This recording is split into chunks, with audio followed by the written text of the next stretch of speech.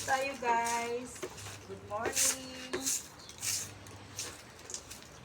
Good morning.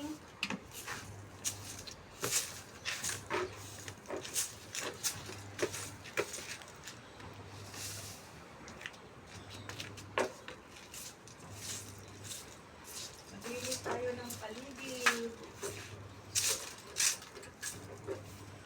Buhay OFW guys. Ganito kami guys sa abroad. Hindi pwede yung ano dito guys.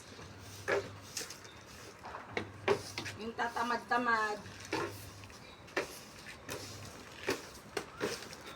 Ang buhay ng OFW hindi basta-basta guys.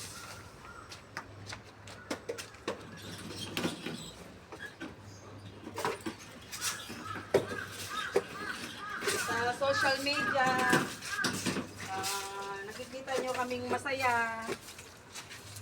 Yun, humingiti, maganda yung pananamit namin. Pero sa likod ng aming ngiti guys, may lungkot. Siyempre, namimiss namin yung mga mahal namin sa buhay, sa Pilipinas. Yes!